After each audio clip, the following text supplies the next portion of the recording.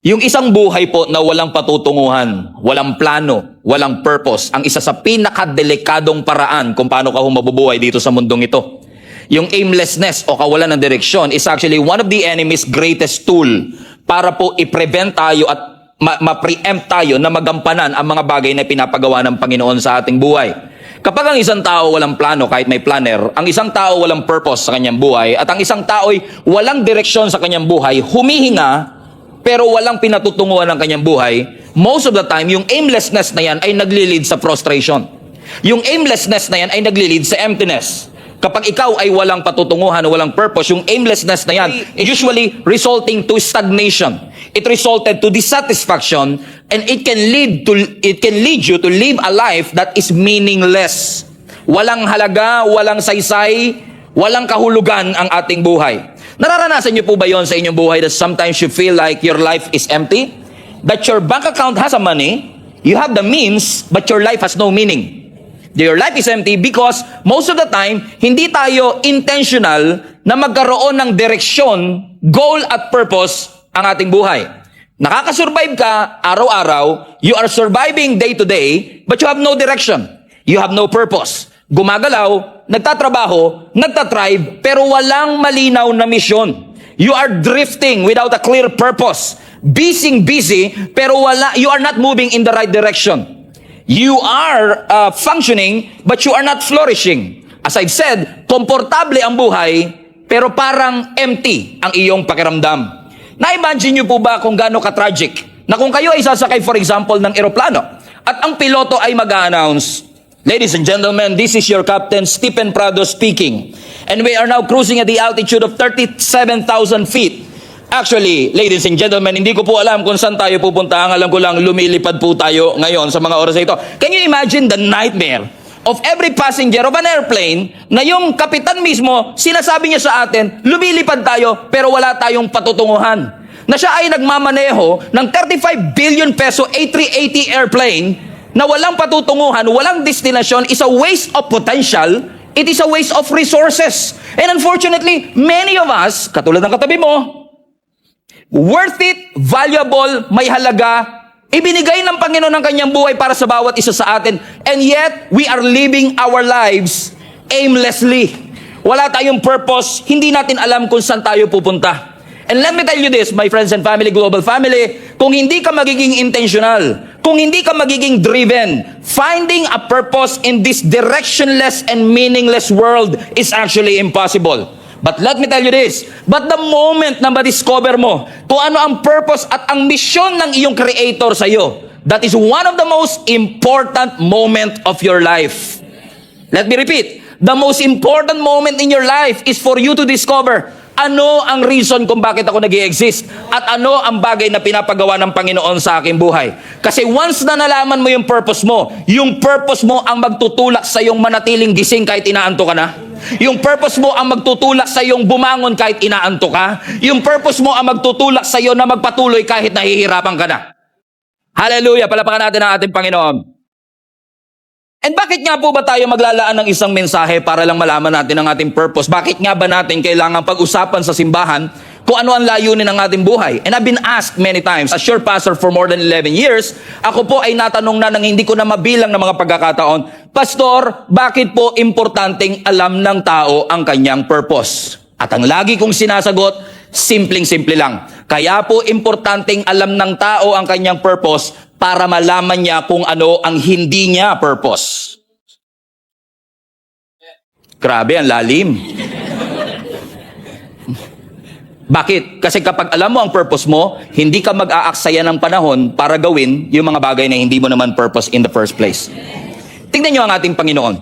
When Jesus came here on earth, nung hinubad niya ang kanyang pagka-Diyos, nagkatawang tao ho siya. Napansin niyo ho ba that He came in a way, bumaba ho siya mula sa langit, and for me personally, opinion ko po ito, He came in a way that made no sense.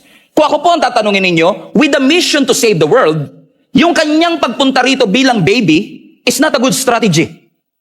Right? Kasi ang kanyang purpose, ang kanyang mission ay iligtas ang sangkatauhan, iligtas ang buong mundo, and He came as a baby. For me, that's not the best strategy. Kung titignan mo sa unang tingin, pumunta ang ating Panginoong Hesus na wala ho siyang influence sa gobyerno, wala siyang connection sa gobyerno, and if He wants to change the society, if He wants to save the world, hindi ba parang makakatulong na may influence at connection ka sa gobyerno? Pero hindi yun ang ginawa ng ating Panginoon because His ways are always better than our ways. And if you think about this, 33 years na nag-exist ang ating Panginoong Hesus bilang tao dito sa mundo, and only for 3.5 years nag-exist yung kanyang ministry. How many? 3.5 years. Now, if you're going to ask me po, yung 3.5 years para sa isang malaking mission na world conquest, to save the world, it's not enough time. Diba? Biruin mo, ang mission mo, isave ang mundo, world conquest, world domination, tapos ang oras mo lang at ang timeline mo, 3.5 years. Ako nga po, naglilingkod doon sa Panginoon for 25 years. I've been your pastor for more than 11 years. Tapos si Jesus, 3.5 years lang. Is it as if parang ang iksi-iksi ng oras para sa isang napakalaking mission? Correct? Pero question, nakita nyo ba si Jesus na na-stress? Nakita nyo ba si Jesus na naging anxious? Na na-late sa kanyang appointment? Nakita nyo po ba ang ating Panginoong Hesus na na-pressure sa ministry? Hindi. He has a little time with a big vision and yet hindi natin siya nakitang stress. Bakit? Purposeful siya. And yet, look at this. Tayo, we're always busy. We're always anxious. We're always stressed. We're always running late sa ating mga appointment na hindi natin nakita ang ating Panginoong Hesus. Na parang pakiramdam natin ito ang normal na buhay. And yet, ipinakita po sa atin ng ating Panginoon. Dinemo ng ating Panginoong Hesus sa atin na posible yung buhay na may rhythm and pace. Posible yung buhay na pwede kang mag-grind with grace. Kung matututo lang tayong lumakad sa tunay na misyon na hindi mo gagawin yung hindi naman talaga pinapagawa ng Panginoon sa iyo in the first place.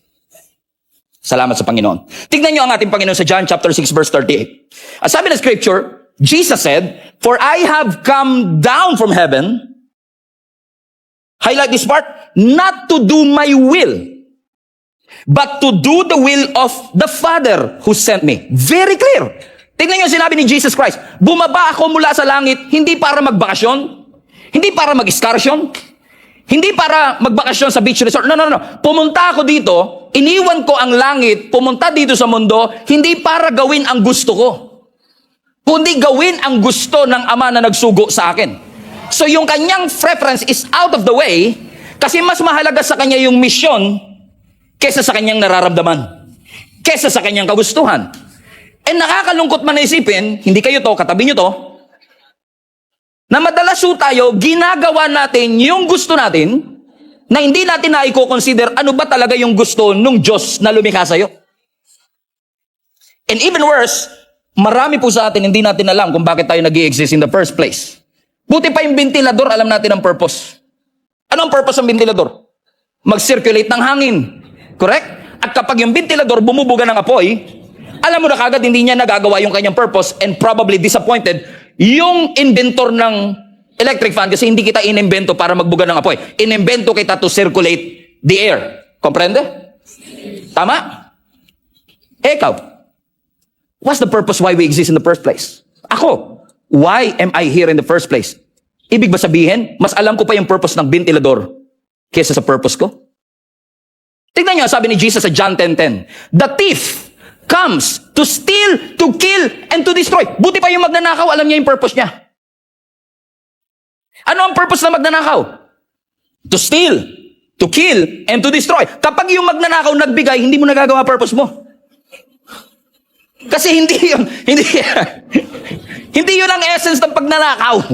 Kapag ang magnanakaw nagpapaalam pa bago magnakaw, you are not a good thief. Amen? Pero kung ikaw ay magaling na magnanakaw, grabe, sa church, pinag-uusapan natin para maging magaling na magnanakaw. Hallelujah.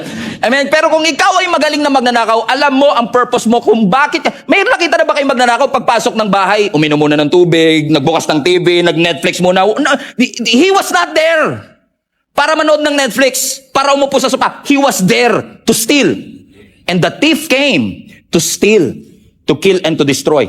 But the verse is not finished yet. But yet, ang sabi ng scripture, "But Jesus come so that you may have life and have it to the full." So listen, if you are experiencing God's blessing, if you are experiencing God's goodness, hindi mo naranasan ang goodness at faithfulness by accident. Somebody purposefully came from heaven to give that to you. At kung hindi naging intentional, at kung hindi po naging intentional ang Panginoon sa kanyang purpose, hindi natin mararanasan ito sa ating mga buhay. John 4:34, highlight this part. My food is to do the will of God. Ano ang sabi ng ating Panginoong Yesus? Dito ako lumalakas. Dito ako nanonourished. Pag ginagawa ko, hindi ang kalooban ko, hindi ang gusto ko, kundi yung gusto ng Panginoon sa aking buhay.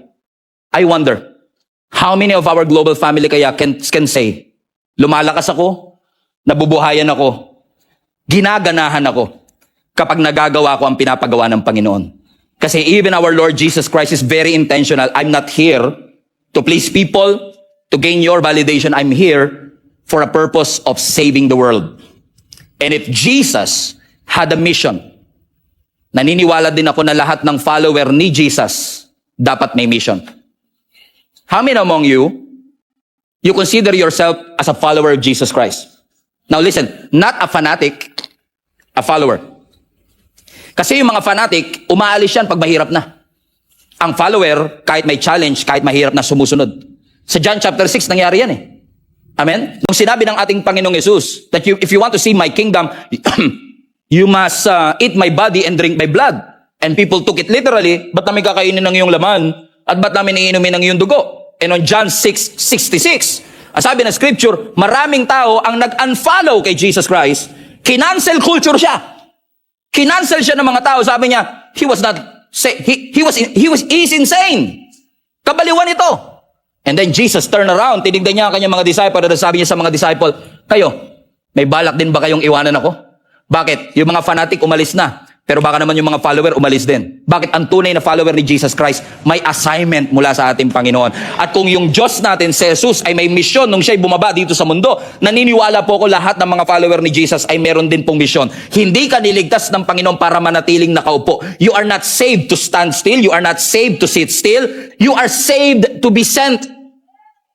Niligtas ka ng Panginoon para isugo ng Panginoon, ipadala ng Panginoon dito sa mundong ito upang ang mundong ito ay makakilala sa ating Panginoon. God never intended anybody to live an aimless life. Hindi gusto ng Panginoon na tayo ay nabubuhay na walang direksyon ng ating buhay. He created each and every one of us for a purpose. And the moment you accept Jesus Christ as your Lord and Savior, watch this, you step into a divine assignment. All of a sudden, yung walang plano, nagkakaplano. All of a sudden, yung walang plano, may assignment bigla mula sa ating Panginoon. Why? Because the moment you accepted Jesus Christ as your Lord and Savior, meron ka kagad assignment. Hindi jacket, assignment. Sabi mo sa katabi mo, may assignment ka. So every Christian is not just saved, you are sent. That's why, when Jesus ascended to heaven, remember that? When Jesus rose again from the dead, at siya'y umakyat po muli sa langit, He was watched by 500 people. And 500 people nakatingala ho sa ating Panginoong Yesus habang pinagmamasdan siyang bumabalik sa langit. Pero hindi sinabi ng ating Panginoon sa kanila, guys, all 500 of you, stay where you are and be blessed. Kasi ang purpose kung ba tayo nag-i-assist, hindi lang para ma-blessed. Hindi masamang ma-bless, pero hindi mo purpose ang ma-bless. Hindi sinabi ng Lord na stay and be blessed. Sabi niya, go. Whatever I taught you, ano man ang tinuro ko sa inyo, ituro nyo rin sa iba. At sinasabi ng Panginoon sa atin, mga kapatid, ang purpose natin, hindi manatili. We are not even commanded by the Lord to gather. We are commanded to go. And most of us, unfortunately, posibleng kahit sa simbahan natin, baka puno na lang tayo gather ng harvest, na nakalimutan na natin ang mandato natin is not just to gather but to go. We are not called to pamper the saved. We are called to reach the lost. To make this unbeliever to be a believer of Jesus Christ and the believer to become a disciple maker. That's the goal. That's the mission. That's the purpose. And maybe sinasabi po ng iba sa inyo, Pastor, hindi po yata ako tinawag dyan sa mga ganyang bagay kasi palagay ko po, pampastor po yung mga ganyan.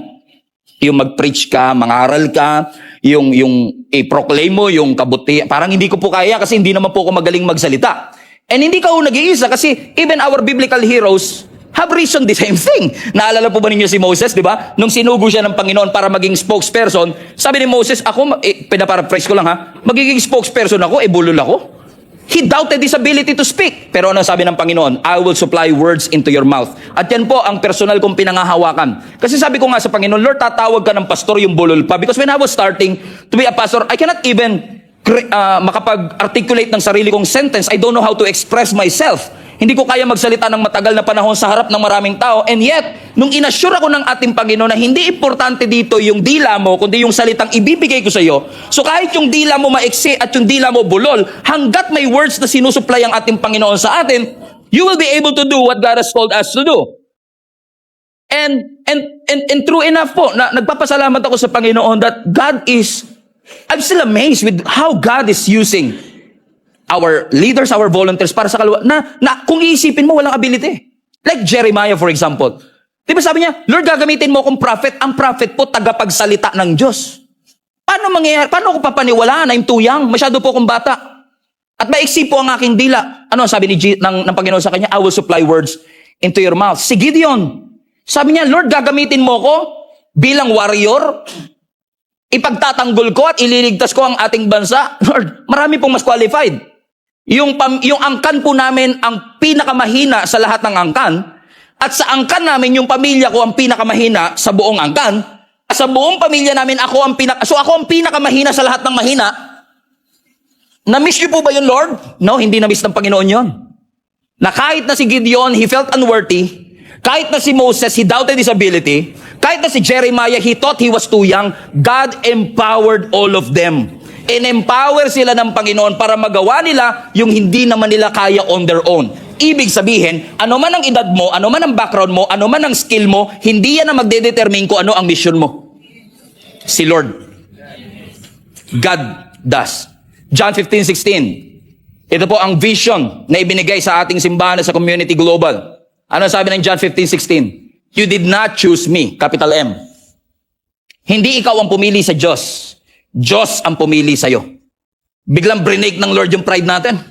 Biglang brinake ng Lord yung confident natin. Kasi sabihin natin, in 1992, I found the Lord. No, hindi mo nakita ang Panginoon, hindi naman siya yung nawala, ikaw.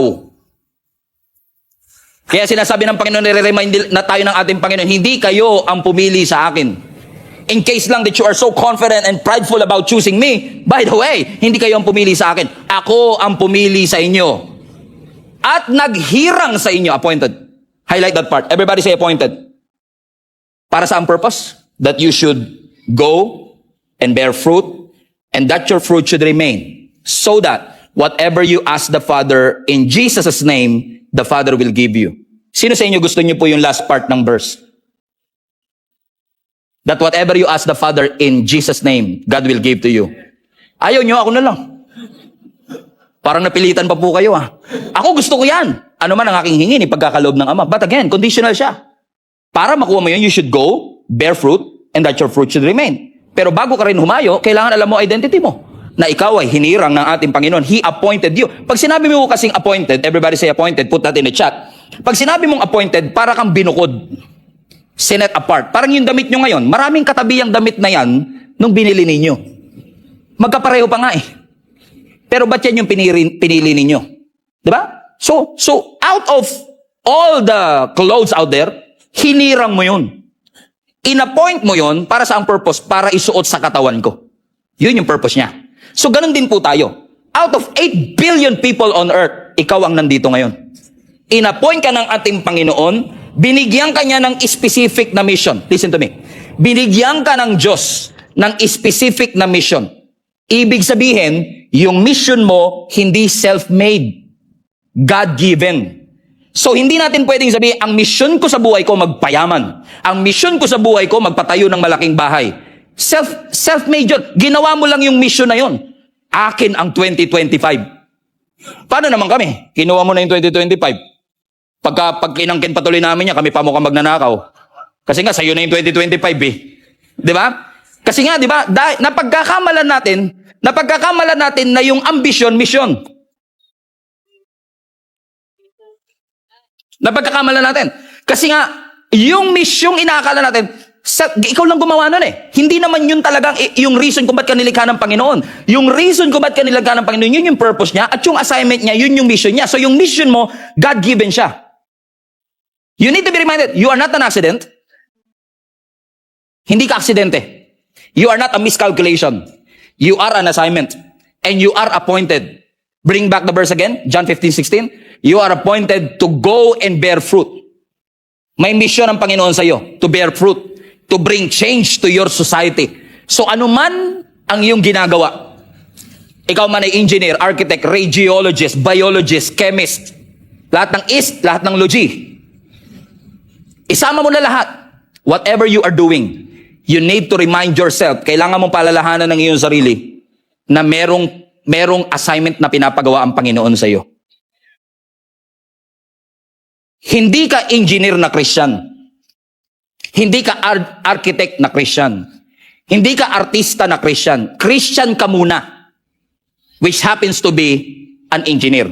Kailangan nauuna lagi yung identity mo kay Kristo bilang Kristiyano bago yung ginagawa mo. Kasi once na nagkapalit, mas matimbang na yung ambition kaysa sa mission. Because when the mission is clear, the decision will be clear. Kaya marami po sa atin, hindi klaro yung mga decision natin sa buhay. Kung ano na lang, YOLO, happy-go-lucky. Wala kasing intentional purpose kasi hindi natin alam ano ba talaga pinapagawa ng Panginoon. God has an assignment for you. Hindi aksidenteng nasa Japan ka, hindi aksidenteng nasa Russia ka, hindi aksidenteng nasa Pilipinas ka, hindi po aksidente na yung pamilya mo, at yung napang-asawa mo. Lahat po yan pwedeng gamitin ng Panginoon para yung mission niya sa iyo, yung assignment niya sa iyo ay maisakatuparan. Minsan lang po, dahil naka-cloud yung isip natin ng ambisyon, nakakalimutan natin yung mission, we lose sight of what really matters in our life. We lose sight of the big picture in our mission. Do you still remember nung nagsisimula kang mag-apply sa trabaho ng ina-applyan mo? Kung gaano katindi ang prayer mo sa Panginoon, Lord, this is my dream company. Lord, sana matanggap po ako. Do you remember those moments many years ago na nag-a-apply po kayo ng visa ninyo?